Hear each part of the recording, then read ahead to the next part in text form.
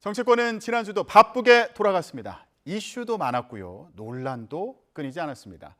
정치권에 어떤 이슈들이 있었는지 정리해보고 전망을 들어보는 시간입니다. 한 주를 여는 남자 임경빈 시사평론가와 함께합니다. 안녕하십니까? 안녕하세요. 예. 자, 저희가 본격적으로 얘기를 시작하기 전에 먼저 키워드부터 보고 오겠습니다. 보여주시죠. 나는 결별한다. 자, 이게 누구 얘기일까요? 자, 전광훈 사랑제일교회 목사가 오늘 기자회견을 연다고 합니다. 그런데 국민의힘과 결별하겠다 이런 얘기를 할 거라고 지금 전해진 상황입니다. 네. 예, 지금 이 상황 어떻게 봐야 됩니까? 뭐 굳이 따지자면 우리가 이제 연애를 오래 끌고 가다가 헤어질 때도 누가 먼저 헤어지자고 하느냐가 굉장히 중요할 때가 종종 있잖아요. 그다지 유쾌하지 못한 관계로 끝낼 때 보통 그렇게 되는데 지금 그 상황인 것 같아요. 내가 먼저 헤어지자고 한 거다라는 얘기를 하기 위해서 예. 어떻게 보면 눈치 싸움에서 이제 정광훈 목사가 일종의 선수를 친 셈이 되는 걸 것 같고요. 그리고 이제 또 하나 주목해야 되는 건 이제 어제 기자회견 관련해 가지고 미리 본인의 뭐 유튜브 방송, 뭐 예배를 중계하는 형식이지만 예. 거기서도 얘기를 하는 게 이미 정당에 들어가 있는 사람들은 탈당하면 안 된다라는 얘기도 이제 같이 했습니다. 이거는 뭐 본인은 선을 긋는 어떤 모양새를 취하면서도 예. 여전히 국민의힘 당 내에서는 영향력을 유지하고 싶다라는 거를 이제 내비친 거기 때문에 그러다 보니까 이제 당 안팎에서 특히 홍준표 대구시장 같은 경우는 예. 이게 일종의 뭐 짜고 치는 고스톱이다 이렇게 얘기할 정도로 일단 선전하는 모양새를 취하고는 있지만 그게 영구적이지 않다라는 의심의 눈초리가 여전히 남아 있는 것 같다라는 생각이 드는 겁니다 지금. 예. 그러니까 정광훈 목사가 이제 뭐 국민의힘 관련해서 발언을 하지 않더라도 그렇죠. 만약에 당내 이제 뭐 당원들 관련한 당원들이 있다면은 영향력은 여전히 행사할 수 있는 그런 상황이라고 그렇습니다. 해석할 수 있겠군요. 그리고 어제 이제 이야기를 할 때도 무슨 얘기를 했냐면 이제 광화문에서의 집회를 본인들이 더 이제 주도적으로 가져가겠다라고 했거든요. 예. 그러니까 정광훈 목사나 소위 이제 보수 기독교계에서 잘 알고 있는 지점이 뭐냐면 결국 대중 동원 능력이 총선으로 다가갈수록 힘의 원천이 된다라는 거기 때문에 예. 광화문에서의 집회의 응집력을 계속 높이고 동시에 국민의힘하고는 좀 거리두기를 하다가 결국 총선에 다가갈 때는 어떤 움직임을 취할지를 그때 가서 결정하겠다. 이런 걸로도 이제 읽힐 수가 있는 대목입니다. 예. 가만 보면 국민의힘은 가만히 있는데 정광훈 목사가 먼저 이제 결별을 선언하는 그런 모습으로 보여서 이게 국민의힘은 어떤 입장을 갖고 있는 건지 이것도 참 궁금합니다. 그러니까 사실 이게 지금 김기현 대표 체제가 들어서고 나서 자꾸 이제 반복되는 문제 중에 하나인데 타이밍을 놓치는 거죠. 이것도 뭐 3월 초부터 계속 나왔던 얘기지 않습니까? 정광훈 목사와 관련된 논란에 대해서 국민의힘이 먼저 좀 정확하게 선을 긋고 손절을 하는 모양새를 취해줘야 한다는 얘기가 쭉 나왔었던 거고 예. 홍준표 대구시장이 당을 향해서 이제 비판적인 목소리를 냈던 것도 거기에 초점이 있었던 건데 정광훈 목사에 대해서 이제 명확하게 입장을 표명하지 못하는 분위기에서 정광훈 목사가 오히려 먼저 선수를 쳐버리니까 또 타이밍 놓친다. 이제 이전에는 이제 김재원 최고위원에 대해서도 징계를 할지 말지 혹은 어떤 방식으로 징계를 취할지 같은 것도 당내 목소리에 비해서 김기현 대표의 어떤 움직임이 좀 늦었는데 지금도 또 비슷한 양상이 벌어지는 것 같아서 예. 이런 게 자꾸 신뢰를 깎아먹게 된다는 거죠. 근데 김 대표 얘기를 들어보면 아니 정광훈 목사하고는 선 그 정도의 관계가 아니다. 요 정도는 얘기를 하고 있잖아요. 네네. 이게 지금 영향을 받고 있지 않다. 뭐 이런 입장을 표명한 거 아닙니까? 어떻게 보면 굉장히 곤란한 거예요. 김기현 대표 입장에서는 과거에 해왔던 이 발언들이 있고 뭐 지금 이제 홍준표 대구시장이 계속 상기시키고 있지만 광화문 집회에 참여를 해서 거기서 정광훈 목사를 두고 이사야 선지자라고 했었다든지 예. 이런 쌓여온 누적된 이야기들이 있는 거예요. 그리고 이제 또 하나 착각하면 안 되는 게 단순히 정광훈 목사가 국민의힘의 당원이냐 아니냐 혹은 실제로 뭐 국민의힘에서 어떤 직책을 가지고 활동을 하느냐 안 하느냐가 중요한 게 아니라 목소리의 싱크로율이 얼마나 높으냐 얼마큼 비슷한 이야기를 하고 있느냐에 국민들이 초점을 맞추고 있는 거예요. 예. 이를테면 김재원 최고위원이 문제가 됐었던 것도 전광훈 목사가 주최하는 뭐 집회나 혹은 뭐 예배에 참석한 것도 중요하지만 참석해서 어떤 발언을 했느냐 5.18 광주 민주화운동과 관련해서 폄훼성의 이제 발언을 했다든지 4.3 사건과 관련해서도 비슷한 보조를 맞추는 목소리가 국민의힘 태영호 최고위원을 통해서 나온다든지 예. 뭐 이렇게 되다 보면 결국 이제 국민들 입장에서 봤을 때는 양쪽이 서로 비슷한 몫을 내는 비슷한 생각을 공유하는 어떤 세력이 아닌가라는 생각을 할 수밖에 없게 되는 거거든요. 예. 그러니까 선을 긋는다는 게 단순히 전광훈 목사에 대해서만 선을 긋는 것뿐만 아니고 그분들이 대표하는 목소리, 그분들이 대표하는 어떤 주장과 어떻게 선을 그을 건가, 그것도 중요한 어떤 포착 지점이 된다는 겁니다. 예. 자, 홍준표 대구시장 같은 경우에 밤사이에 또 SNS에 글을 올렸더라고요. 지도부가 극우와 단절을 못하고 있다. 총선의 가장 큰 위험 요소는 지도부 리스크가 되어버렸다. 이렇게까지 얘기했습니다. 지도부에 대해서 공세를 굉장히 강화하는 것으로 보이는데 이건 어떻게 해석해야 됩니까? 정광훈 목사가 먼저 선절을 치는 모양새가 되다 보니까 홍준표 대구시장 입장에서는 명분을 쥐게 된 겁니다. 지금 지난주에 상임고문 해촉 절차를 둘러싸고도 여러 논란이 있었는데 예. 결과적으로 보면 전광훈이 먼저 선수를 치는 모양새가 되니까 이거 봐라. 홍준표 대구시장 입장에서 봤을 때는 왜 내가 더 우선시 돼서 일종의 징계 처분을 받게 되느냐. 이쪽에 먼저 조치를 취했어야 되는데 나를 쳐내는 쪽에 지도부가 집중했었던 거는 결국 판단 미스다라는 이제 어떤 명분을 갖게 되는 거라서 예. 홍준표 대구시장은 오히려 상임고문에서 해촉된 이후로 더 적극적으로 발언하고 더 게시물을 페이스북에 더 많이 올리고 자주 올리고 있거든요. 예. 이게 이제 김기현 대표 입장에서는 점점 더 곤란해지는 상당히 좀 쉽지 않은 상황에 처했다라고 볼 수 있겠습니다. 예. 정광훈 목사가 오늘 이제 기자회견에서 국민의힘과 결별하겠다 이렇게 선언을 하면 네. 여기서 논란이 좀 그칠 것 같기도 한데 근데 만약에 홍준표 대구시장이 계속해서 이제 뭔가 입장을 내고 지도부를 공격하는 네. 그런 모양새를 취한다면 이것도 또 곤란한 그런 상황이 되겠군요. 그래서 말이 잘 안 먹히는 거예요. 이제 상임고문에 해촉하면서는 결국 대구시장이 지자체의 일에 좀 집중하고 중앙 정치에는 발언을 좀 자제해달라는 어떤 일종의 메시지가 거기 들어 있었던 건데 홍준표 대구시장 같은 경우는 주말 동안에 오히려 무슨 얘기를 하냐면 아니 뭐 상임고문에서 해촉됐다고 해서 내가 할 말을 못 하느냐. 오히려 나는 한 달에 50만 원씩 책임 당비를 내고 있는 지자체장이다. 그러니까 더 적극적으로 발언할 것이다. 이렇게 돼 버리거든요. 예. 그러니까 의도했던 결과와는 정반대의 양상이 지금 펼쳐지고 있기 때문에 김기현 대표 입장에서는 취임 한 달 만에 어떤 정치적인 역량을 입증해야 되는 순간에 오히려 도달했다. 그 부분에 있어서는 홍준표 대구시장이 앞으로 대선까지의 어떤 구도를 전체적으로 눈에 놓고 봤을 때 내년 총선을 전후한 시기에 본인이 어떤 역할을 할 것인지를 고민할 수밖에 없을 거고 그러다 보면 더 적극적으로 발언하게 될 거기 때문에 김기현 대표의 지도력이 필요한 시점이다 이렇게 봐야 될 것 같습니다. 그렇다면 전망을 해보자면 김기현 대표가 앞으로 좀 어떤 모양새를 보여줄 것 같으세요? 포용을 어느 쪽을 향할 것인가를 좀 고민을 해야 될 것 같아요. 본인도 지금 대표가 되는 과정에서 연포탕이라고 해가지고 연대와 포용을 강조를 했었는데 예. 당 내에서 쓴소리를 하는 사람들하고 충분히 그런 스킨십이 이루어지지 못하고 있는 상황이거든요. 뭐 천하람 당협위원장을 필두로 하는 소위 젊은 세력, 예.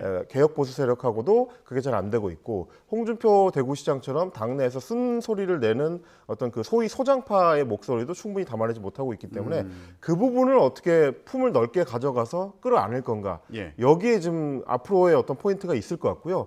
그렇게 보면은 어제 좀 의미 있는 기사가 나왔다고 저는 이제 보는 게 4월 19일에 원래 같으면 박근혜 전 대통령을 예방하기로 일정이 잡혀 있다가 박근혜 전 대통령에 대한 예방 일정을 뒤로 미루고 그날 이제 4.29 기념식에 참석하기로 했다는 보도가 어제 나오더라고요. 그래요? 예. 네, 그것만 하더라도 어쨌든 김기현 대표 입장에서는 지금까지보다는 조금 더 중도 쪽으로 움직이는 포용적인 스텝을 밟겠다라는 걸로 보이는 거기 때문에 그런 움직임을 조금 더 가시화하고 더 적극적으로 펼칠 필요가 있을 겁니다.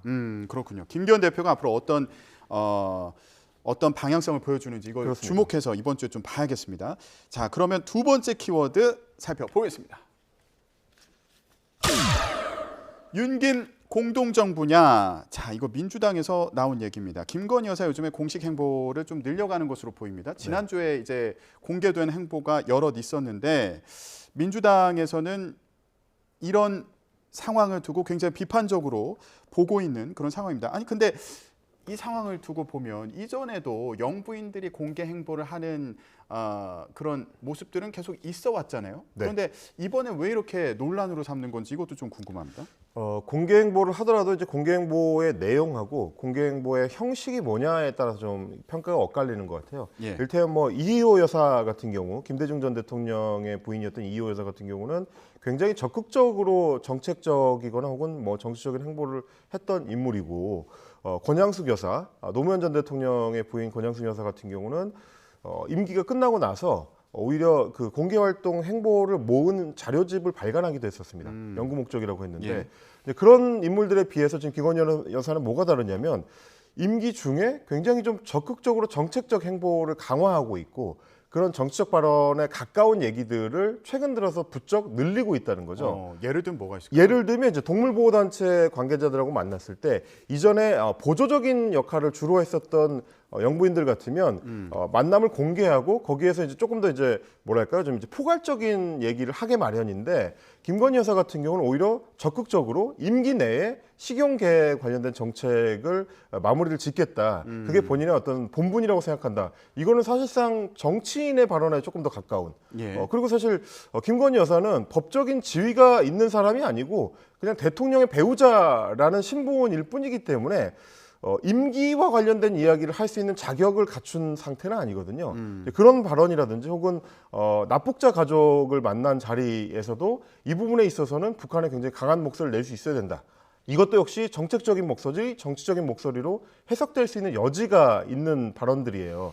그러니까 배우자로서의 행보를 하더라도 그게 어느 정도 선이 있어야 되는데 넘어서는 것 같은 모습을 보여주다 보니까 정치권에서 이제 우려하고 경계하는 목소리들이 나오게 된다. 예. 이런 얘기인 거죠. 예, 대통령실에서도 이제 관련해서 설명이 있었는데 윤석열 대통령이 못 오면 영부인이 와달라 네. 이런 요청이 많다 보니까 공개 그 일정이 많아지고 있다. 그리고 약자와의 동행이나 뭐 문화나 환경, 동물처럼 김 여사 관심 분야를 선별해서 갈 수 있는 행사에 가고 있다. 이게 찾는 곳이 많으니까 이렇게 가고 있는 거다. 이런 설명을 하고 있는 상황입니다. 근데 이제 사실 이런 논란은 대통령제를 채택하고 있는 나라에서는 대부분 공통적으로 나오는 얘기예요.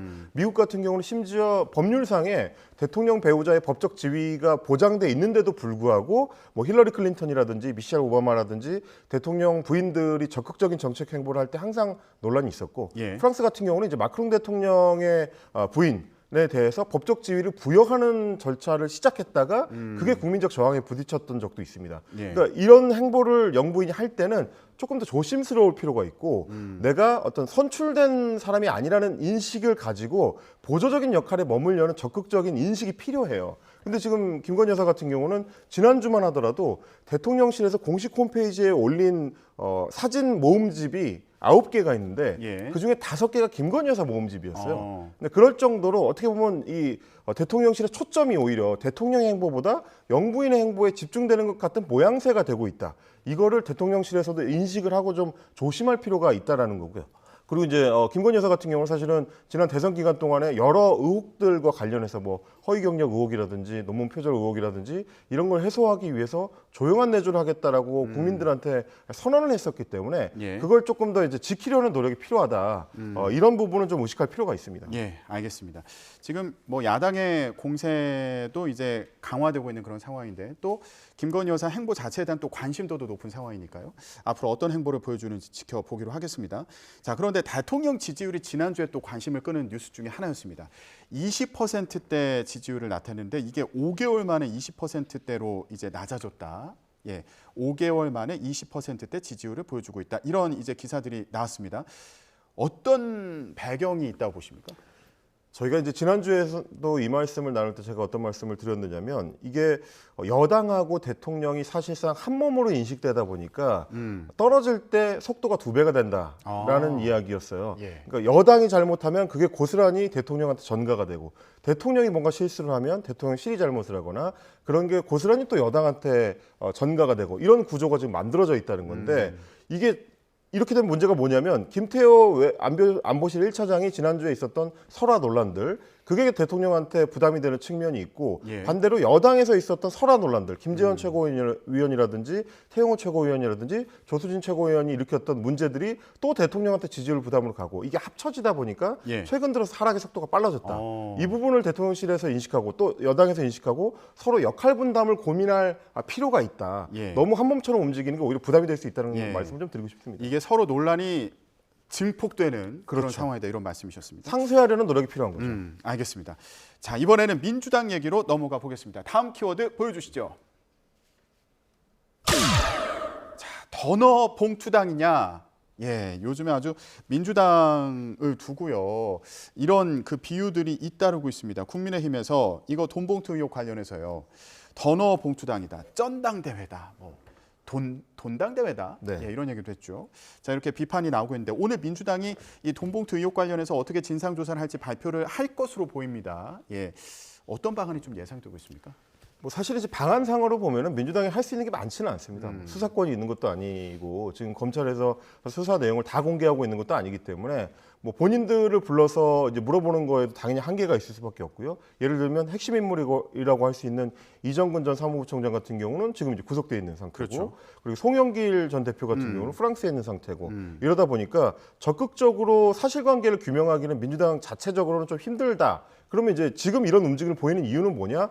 이미지가 굳어지는 거를 막기 위해서 민주당이 뭔가를 하고 있다라는 모습을 보여줄 필요가 있다는 어떤 판단을 한 것 같아요. 예. 그러면 이제 그 태도를 보여주는 정도가 얼마나 단호하냐가 이제 관전 포인트가 될 텐데, 이거를 이번 주 초에 빨리 끊어내지 못하면 민주당 입장에서 부담이 점점 커질 수밖에 없습니다.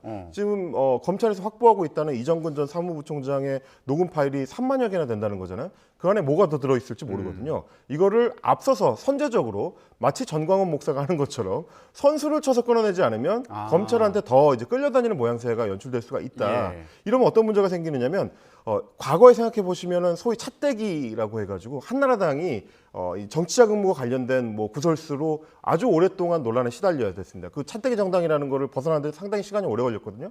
잘못하면 민주당도 봉투대기 정당이 될 수가 있다.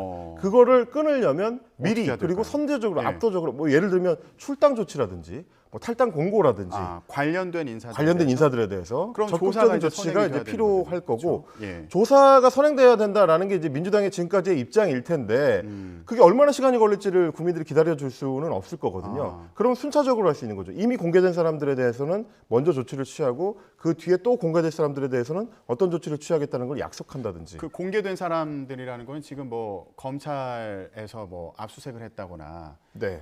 뭐 그런 입건된 경우 혹은 이미 이제 녹음 파일을 통해서 어느 정도 사실관계가 드러난 사람들. 지금 제가 봤을 때 가장 문제는 예. 이 돈봉투 사건이라는 게 과거에 한나라당 때도 있었거든요. 예. 박희태 대표를 선출하는 과정에서 2008년에도 있었는데 같은 양상이지만 그럼에도 불구하고 파급력의 차이가 조금 더 있을 수 있다라고 생각되는 거는 녹음 파일을 통해 당사자들의 목소리가 공개되는 바람에 이게 뒤에서 뒷거래처럼 이뤄진다는 거를 국민들이 생생히 목격하고 있단 말이에요. 예. 이 부분을 끊어낼 필요가 있다는 거죠. 그러면 송영길 전 대표 같은 경우 이제 귀국해서 자진해서 조사 받아야 된다라는 목소리도 있는데 어떻게 할 것 같으세요? 아마 민주당에서 그 목소리가 이번 주에 나올 가능성이 상당히 있습니다. 그것도 뭐 지도부 중심으로 나올 가능성이 저는 있다고 보는데, 예.